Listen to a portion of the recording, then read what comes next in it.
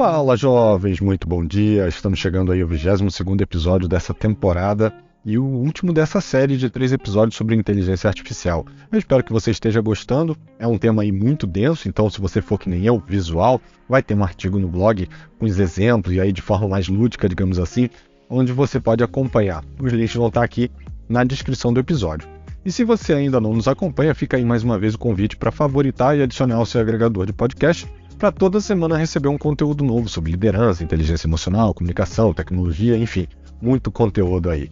E relembrando os episódios anteriores, no primeiro episódio eu expliquei o que é IA, o que é Machine Learning, Deep Learning, né, que é o aprendizado de máquina e o aprendizado profundo, que eles são um subconjunto da inteligência artificial e que eles aprendem com os dados e transformam esses dados também, né?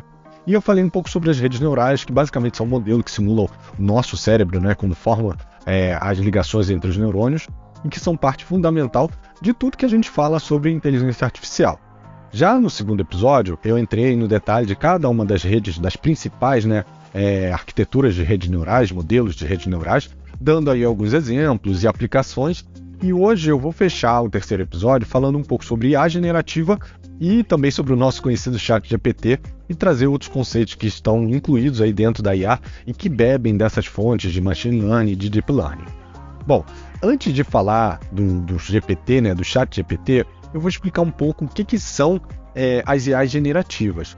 Toda vez que a gente está falando de uma IA generativa, é porque essa inteligência artificial ela tem a capacidade de criar um conteúdo novo, simulando aí uma ação humana, né? Ou seja, a criação de um texto, de um áudio, de uma imagem, de um vídeo, de uma música, e cada vez se torna mais difícil entender quem gerou aquele conteúdo, porque essas IAs elas estão cada vez mais maduras.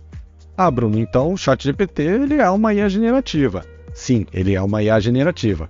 Ah, então provavelmente ele usa aquela rede GAN, né, que a gente falou no último episódio, aquela que tem um gerador e um discriminador, que serve ali para validar se os dados que estão sendo gerados eles parecem suficientemente reais para serem considerados uma criação humana.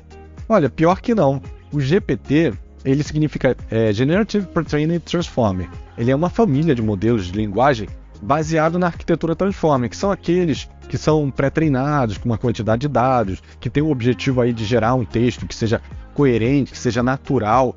E eles usam aí sempre uma pequena entrada textual, que no caso do ChatGPT, quem usa aí é o prompt, né? Aquela perguntinha que a gente usa no início do diálogo, ou aquele pedido que a gente faz no início do diálogo. E esses modelos treinados com grande quantidade de texto, eles são chamados de LLMs, ou Large Language Models, ou modelos de linguagem extensos, largos, né? No contexto do GPT, ele foi treinado aí com livros, com artigos, com páginas da web e, óbvio, limitado até 2021, a versão 3.0 tem essa limitação, né? E os LLMs, eles são uma das principais tecnologias por trás dos assistentes virtuais, da tradução automática, de aplicações e chats que fazem resumo de texto e de outras aplicações que usam aí o processamento de linguagem natural. E a escolha de uma ou mais arquiteturas e o modelo que vai ser utilizado dentro de uma IA generativa, ele depende do problema que está sendo tratado, do que está se tentando resolver ali, do tipo de dado que está sendo utilizado, se é uma imagem, se é um texto, se é um áudio, por exemplo. E para finalizar, eu vou falar também de outras duas técnicas, né, dentro da inteligência artificial que podem aplicar várias arquiteturas de redes neurais e que são muito importantes no dia de hoje, que vem crescendo cada vez mais, né? Que são o processamento de linguagem natural, ou NLP, e a visão computacional. A visão computacional, como o nome já diz, né, ela se dedica a desenvolver aí algoritmos capazes de interpretar e compreender imagens puras, imagens em vídeos, permitindo que essas máquinas elas enxerguem e entendam o mundo visual ao seu redor. E esses algoritmos, eles são usados para identificar objetos, reconhecer faces, detectar determinados movimentos, reconstruir imagens normais ou imagens 3D, e isso entre outras atividades que podem ser feitas, né? Um exemplo muito recente de uso da visão, recente é relativo, né? De uso da visão computacional é a parte de veículos autônomos, onde ela é usada para detectar os objetos no ambiente e aí tomar a decisão em relação à condução. Então ela vai mapeando, vai identificando pessoas, vai identificando outros carros e ajuda nessa direção. ela também é usada, por exemplo, nas fábricas, no controle de qualidade, então para inspecionar peças e detectar defeitos. Então vai passando por uma esteira e aquela máquina com visão computacional ela vai reconhecendo o que está no padrão e o que não está no padrão. No caso da visão computacional, por exemplo, podem ser usadas redes neurais convolucionais, que é as CNNs, para tarefa de reconhecimento de imagem, e outras como as RNNs ou as próprias GANs, no caso, por exemplo, do Midjourney ou do Playground IA, que são IAs generativas que trabalham basicamente com imagens. Já no caso do processamento de linguagem natural, ele lida aí com a interação entre os computadores e os seres humanos, usando uma linguagem natural, própria, humanizada, como esse meio de comunicação. O objetivo principal é permitir que essas máquinas, que esses computadores, eles compreendam quando é utilizada uma linguagem natural, independente da linguagem, independente se tem no meio dessa linguagem um corte, um acrônimo, uma forma diferenciada de se utilizar. Então, vou dar um exemplo aqui. O mineiro fala trem, o carioca, o paulista fala mano. Ele tem que ser capaz de identificar essas nuances e interpretar aquele texto. Hoje em dia, os jovens usam VC, eles encurtam as palavras, né? Então essa linguagem ela tem que ser capaz de identificar isso e devolver de forma também natural, de forma humanizada, inclusive no mesmo idioma do interlocutor. Uma aplicação comum do processamento de linguagem natural são os chatbots, os assistentes virtuais, como a Siri, o próprio assistente virtual do Google, que tem ali uma linguagem automatizada, né? Uma linguagem humanizada, que serve para comunicar com as pessoas. Também são usados em tradutores, em corretores ortográficos, em sistemas de reconhecimento de fala. Então tem uma grande aplicabilidade e, obviamente, cada vez mais a linguagem natural vem crescendo porque ela é uma das fontes de entrada para esses mecanismos de inteligência artificial. E no processamento de linguagem natural, em geral, são usadas redes neurais recorrentes, as RNNs, e outros modelos baseados no Transformer, que é aquele modelo que basicamente trabalha com uma massa grande de texto, né, para tarefas como tradução automática, análise de sentimento, geração de texto e respostas, por exemplo, entrevistas de emprego, ou teve recentemente, eu não sei se vocês assistiram, uma apresentação do Google, onde eles estão utilizando uma IA generativa e aí com linguagem natural, onde você vira e fala, olha, eu quero marcar o cabeleireiro para sábado entre 10 e meio-dia. Marca para mim, por favor. É só um corte de cabelo. E ali a IA procura um salão próximo ou procura o salão que você já tenha feito alguma pesquisa, usado, enfim. Ele vai usar ali os metadados disponíveis para ele e vai identificar esse salão. Ele vai fazer a ligação para o salão e ele vai se comunicar com a atendente. Então, nesse diálogo, vocês depois podem até procurar aí no Google, ela comunica de forma natural, inclusive com respostas, vamos dizer assim, simulando um humano esperando um retorno. Então, eu vou ver aqui, ok, estou esperando.